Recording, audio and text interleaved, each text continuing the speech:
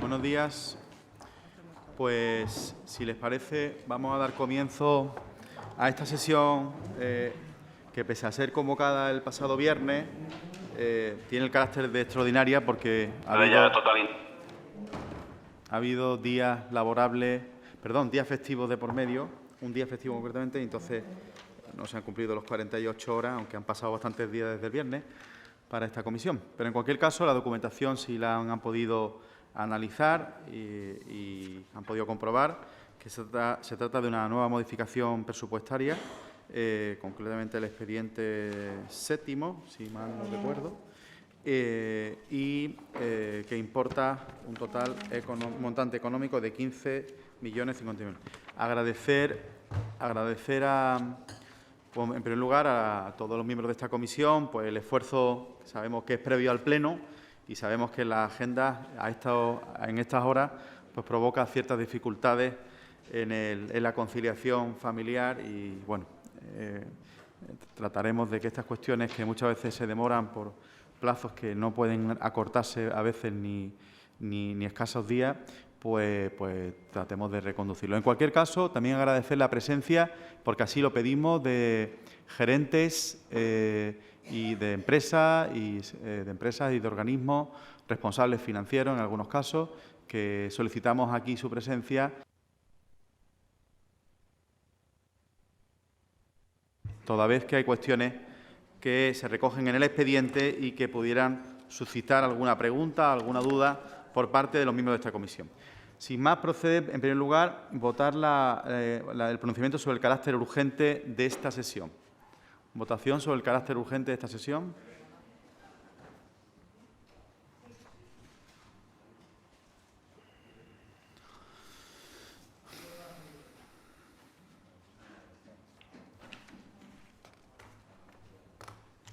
Unanimidad. Me parece que No, ya. Bien, el expediente, yo creo, puedo hacer un brevísimo resumen, pero viene a ser un expediente que constata algunas cuestiones. Cuestiones de necesidad y cuestiones de oportunidad, todas ellas muy medidas y muy tasadas. Está financiado casi en su mayoría, esos 15 millones de euros, por el remanente positivo de tesorería del presupuesto municipal y trata de atender algunas cuestiones. Si me voy a las más importantes a nivel de oportunidad, yo destacaría especialmente lo relativo a la MT, en el sentido de prever lo que es una convocatoria que va a desarrollarse en estas próximas semanas y que puede permitirnos una convocatoria de fondos Next Generation y que puede permitirnos la compra con la cofinanciación de hasta un 65%, 70%, por parte nuestra, de más de 20 autobuses eléctricos y 2 de hidrógeno, estaciones de recarga y mejoras también en materia de accesibilidad. Por un lado, esta cuestión, pero por otro lado, y habrán advertido del expediente, que buena parte de las empresas y organismos que aparecen recogen partidas que han sobrevenido, por ejemplo, la que se refiere al crecimiento en el capítulo de personal establecido para el sector público por parte del Gobierno en su negociación con los sindicatos.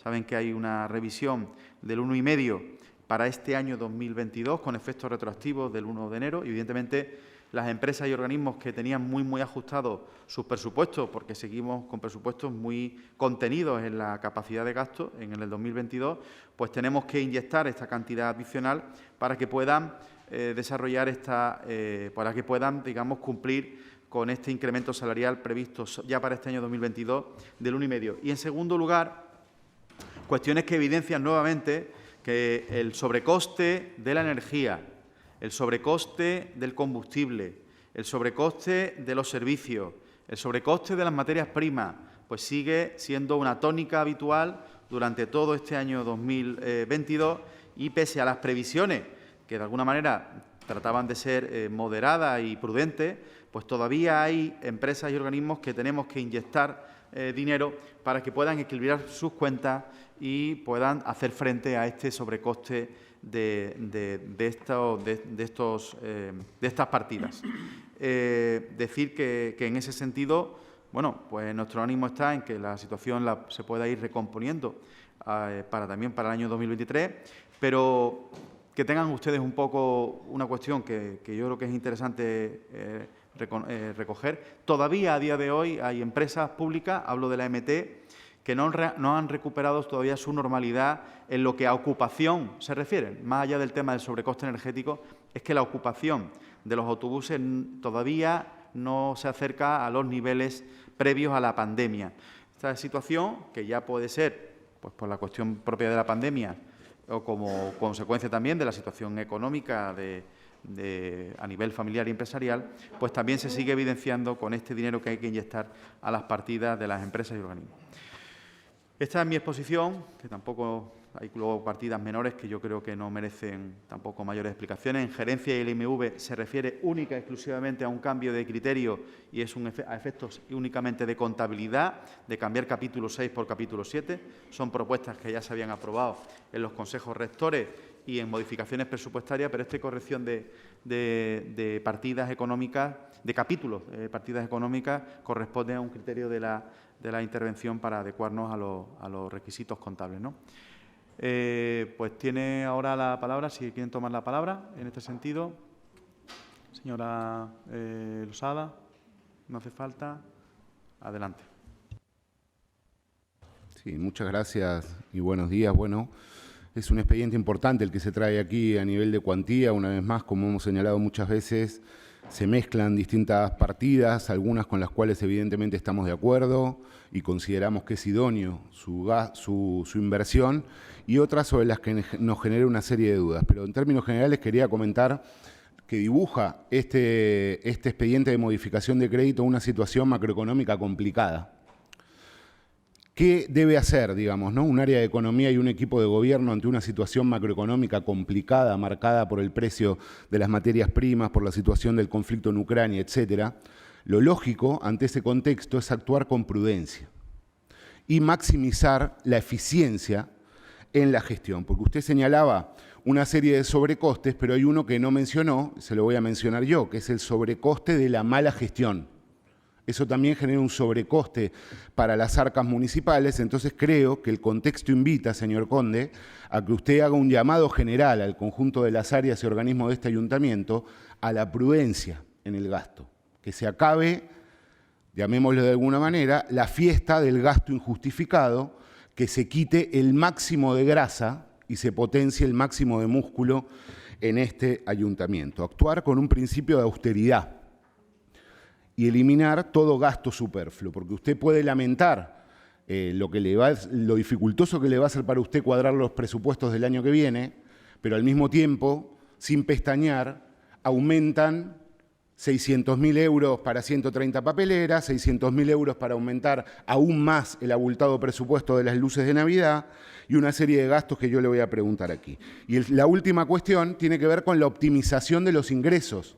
Yo entiendo que una parte sustancial de su propaganda política es la congelación de los impuestos. Y a mí me parece bien, a nosotros nos parece bien congelarle los impuestos a las rentas medias y a la gente trabajadora. Lo que no nos parece bien es que usted lleve tantos años sin tocar el IBI diferenciado. Se lo vuelvo a destacar porque va a terminar la legislatura y estamos hablando de grandes superficies comerciales que, créame, que están haciendo el agosto con el aumento de los precios, y no puede ser que las grandes superficies comerciales estén pagando el mismo IBI que una familia de cualquier barrio malagueño. Pero ahora quiero hacerle una serie de preguntas. Primero tiene que ver con el señor Losada, con el servicio de climatización del CAC. Nos vamos a gastar 300.000 euros en el aire acondicionado del CAC. No sé si viene aire directo del Amazonas, pero ¿por qué nos gastamos 300.000 euros en la climatización del CAC? Segundo, son 157 que se suman a los 150.000 que ya tenía asignado. Quería hacer una pregunta, dos preguntas concretas, si me permite, muy brevemente, que creo que se termina. Adelante. necesitamos medir el impacto de las inversiones que hace el ayuntamiento. Esto también es actuar con cautela. Le voy a poner un ejemplo. Promálaga, ese gran organismo que en nuestra opinión tiene mucha grasa y poco músculo, ha decidido gastar 3 millones de euros en 5 ediciones del evento Digital Enterprise Show, que suena muy bien, pero a mí me gustaría conocer qué impacto tiene para la ciudad, porque este evento resulta que nos cuesta 600.000 euros cada evento y dura 3 días, 200.000 euros al día nos estamos gastando. Y en algún lugar me gustaría que me pasen un informe sobre el impacto, que a mí me haga pensar que es interesante hacer esa inversión. Segundo, le quería preguntar lo de la candidatura, evidentemente la apoyamos, pero los 300.000 euros que se aprueban en esta partida, ¿en concreto qué van? Porque habla del evento de presentación de París, pero entiendo que son 300.000 euros, ¿no? Es decir, en concreto, ¿a qué se va a destinar ese dinero? ¿Para qué, digamos, se va a plantear ese gasto?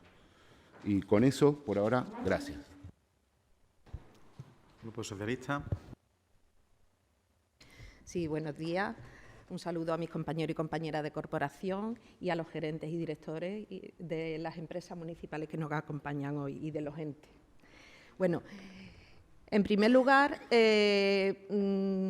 decir que este expediente de modificación de crédito quizás sea uno de los más razonables, ya que se ajusta a una serie de necesidades, tanto, como bien ha explicado el señor presidente, por la subida de precios de carburantes, del gas, la subida salarial para los empleados de este ayuntamiento y las empresas municipales. Muchas de estas propuestas que usted trae aquí hoy han pasado por los consejos rectores y por los consejos de administración de las diferentes empresas. En muchos de ellos hemos votado a favor y en otros nos hemos abstenido porque no lo comprendíamos muy bien. Yo quisiera expresar también algo que nos preocupa bastante, es el 7º expediente de modificación de crédito.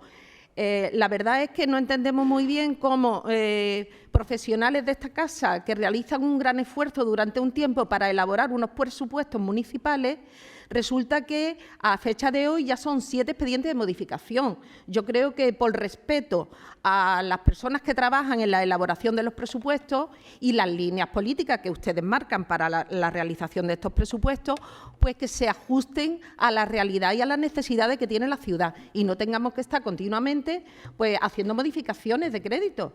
Sinceramente, en esta ocasión creo que hay una parte importante, acertada, porque no se podía prever en algunos de los casos, pero también es cierto que hay otras partidas que nosotros no compartimos, por ejemplo, las de Promálaga, no las compartimos. Promálaga es un ente totalmente opaco, que no garantiza la información a los miembros que pertenecen a la empresa y, sin embargo, es un cajón sin fondo.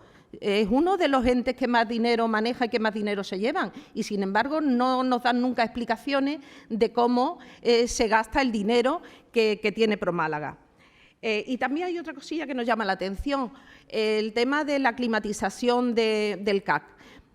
El problema de la climatización del CAC lleva existiendo desde hace mucho tiempo. Desde 2020, desde el Grupo Municipal Socialista, presentamos una iniciativa precisamente solicitando que se hiciera una actuación importante en la climatización del CAC, puesto que había quejas tanto de los visitantes, los trabajadores y, por supuesto, las obras que allí están.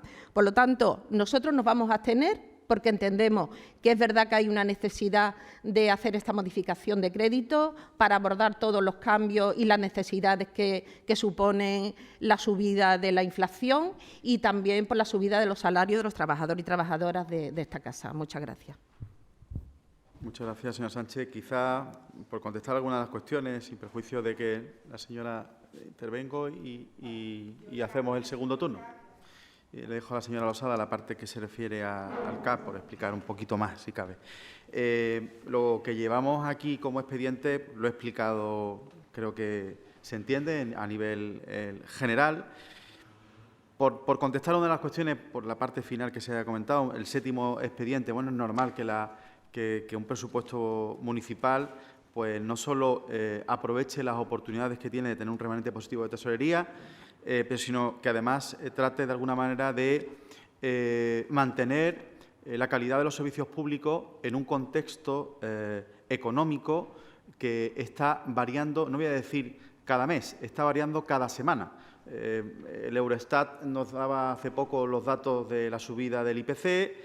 El Gobierno de España cierra con los sindicatos a espaldas de los municipios, y lo hemos dicho así en la FEM, un acuerdo de subida salarial que no tiene respaldo económico y hay que buscarle el respaldo económico.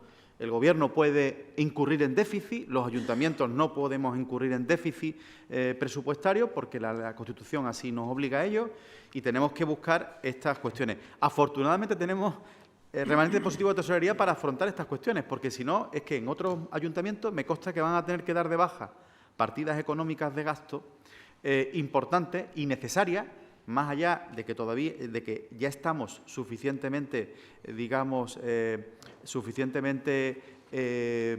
disminuidos en nuestras capacidades a tenor de los últimos años, de los acontecimientos que han ido desde la pandemia, han ido azotando a los ayuntamientos y a la financiación pública municipal, y esta realidad nosotros la podemos asumir. En otros ayuntamientos ni siquiera va a ser siempre con un sacrificio importante en servicios públicos.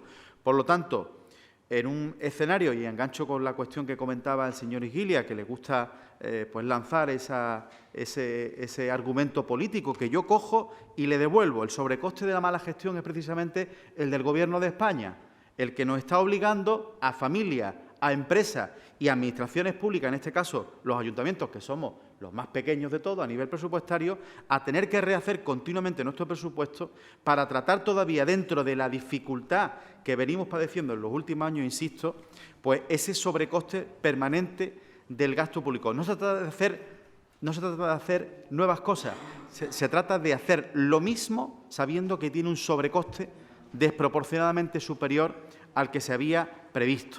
Y esta realidad, pues le guste o no, es la que estamos padeciendo los ayuntamientos por esa mala gestión. Pero ya hablaremos en el Pleno. Creo que hay mociones suficientes como para evidenciar la situación que estamos padeciendo, no solo familias y empresas, sino también administraciones públicas locales, como consecuencia de esta arbitrariedad y de esta forma de entender la gestión económica de nuestro país, ¿no?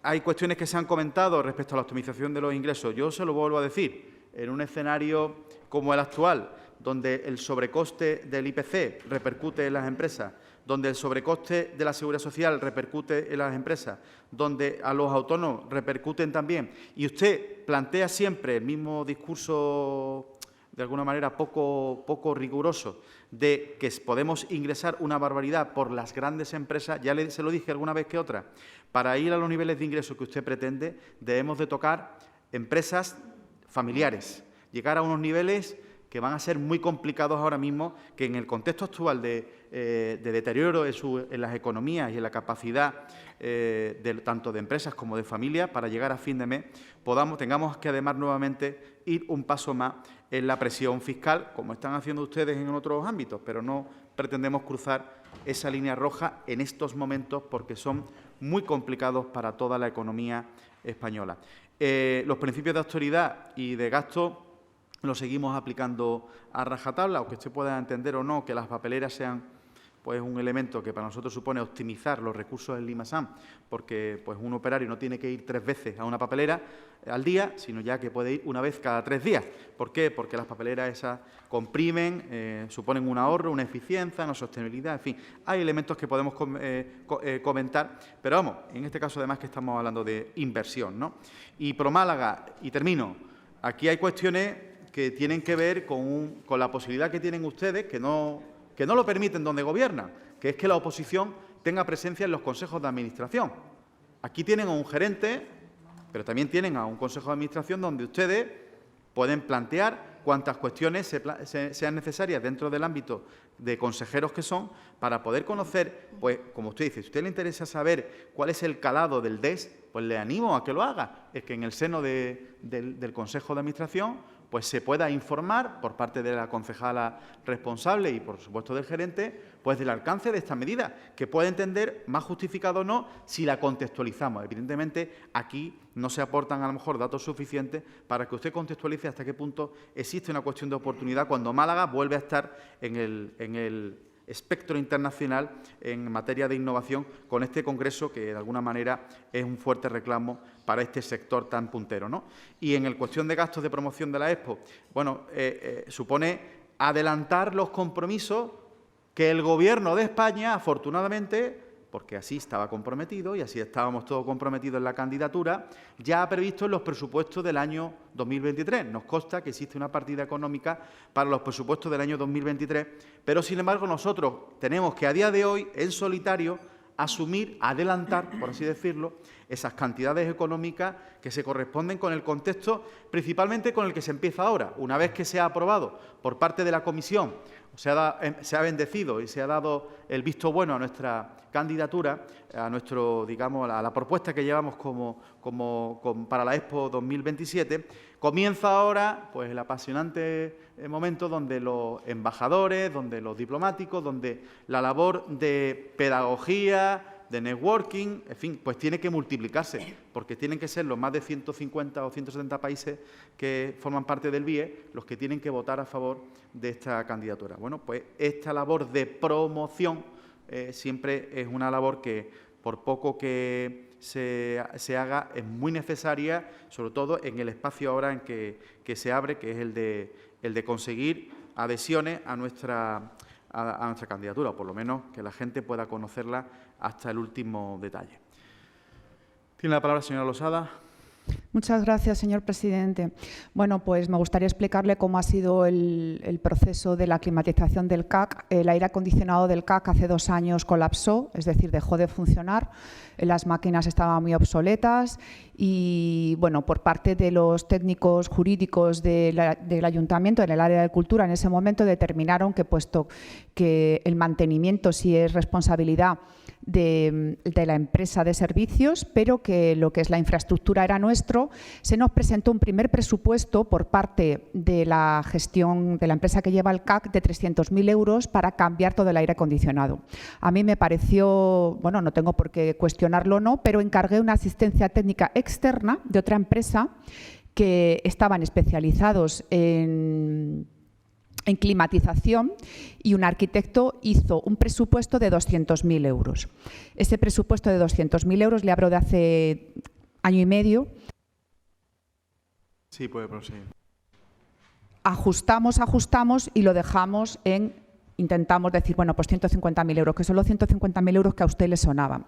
Con el paso de este año y medio, el encarecimiento de los materiales, etcétera, el arquitecto ha vuelto a el que yo encargo, no el que encarga la empresa de climatización, que es imposible acometerlo por menos de 300.000 euros sin la tranquilidad de que va a quedar bien. Es la remodelación de toda la climatización del CAC, con lo cual yo hago una cosa, esos 150 que ya se habían, hay 150 que se han pedido extra, pero los otros 150 los he sacado de un cambio de partida. Yo tenía asignados 150.000 euros para acometer una intervención artística lumínica al lado del MUPAN, en los jardines del MUPAN, que creía que era para completar un poco el nuevo proyecto museístico.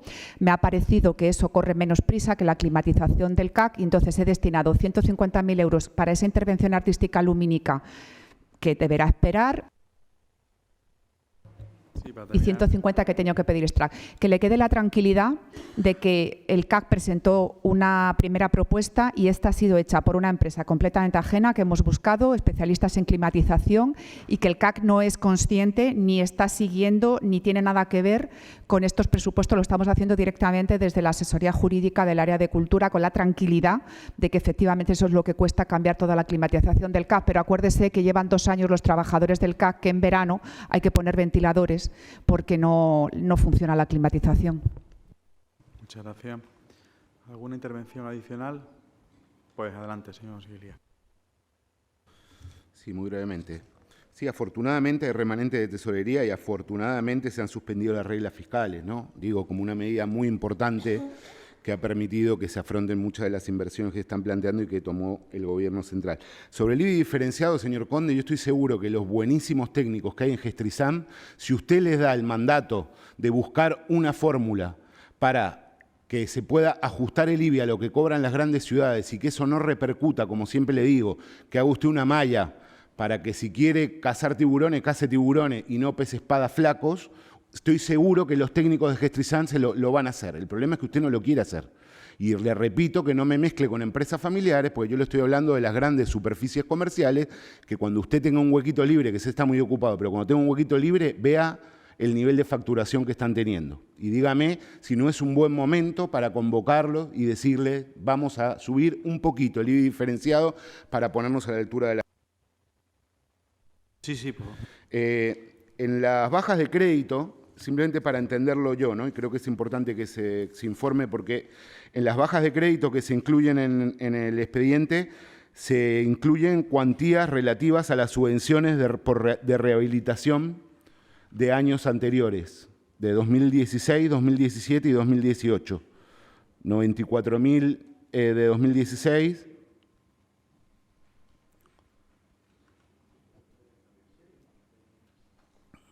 ¿Lo encuentras? Sí. Digo, porque digo, se dan de baja créditos, por ejemplo, digo, ¿no? 283.300 euros de las subvenciones para rehabilitación del año 2017. Simplemente saber, ¿eso qué es? Que no son sobrantes que no se han ejecutado, que no se han solicitado, un poco de dónde sale esa cuantía.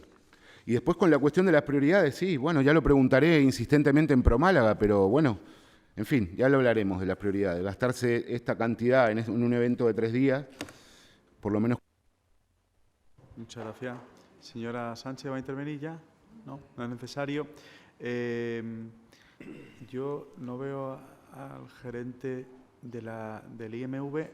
¿Hay alguna persona en la sala? No, no. Hay muchos gerentes. Bueno, está aquí el señor Pomares. Permitirle, precisamente colocamos en el título de como ve en la hoja, en la sábana, IMV por cambio de criterio en imputación de inversiones gestionadas para el ayuntamiento. Esto no es un tema de bajas y altas, de proyectos que desaparecen y proyectos que aparecen. Se trata de, esto que se lleva aquí es digamos, a instancias de la intervención, nos vemos obligados por una gestión que se ha hecho dentro del IMV a imputar al capítulo 7 cuando es el capítulo 6 o viceversa, ¿no? Si mal no recuerdo. Pero bueno, señor Pomares, creo que este tema también puede informarle. Sí, efectivamente, a criterio de intervención pues tenemos que cambiar para ajustar. Y lo que estamos llevando es simplemente la parte proporcional del centro de transformación de universidad que tenemos que poner allí para las 476 viviendas. Hay una parte que podemos poner nosotros, que es el 60 y tantos %, que son esos 600.000 euros, cuando el resto lo pone ANCISA, que es el codueño con nosotros del sector. Y simplemente el cambio de criterio, bueno, pues para ponerlo para este año, para poder contratar y llevar el centro de transformación que necesita, bueno, la luz que tenemos que llevar a todo este nuevo sector. Ya está. Muy bien. Bueno, pues procede, en este caso, pues votar este punto.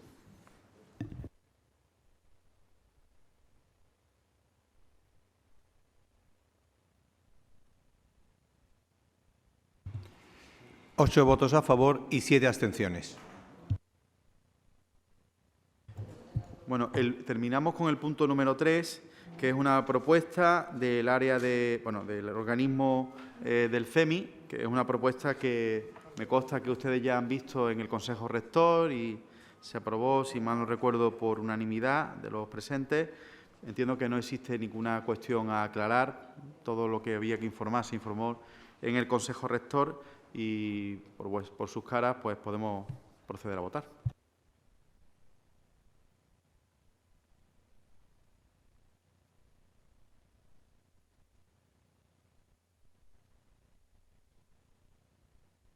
Unanimidad.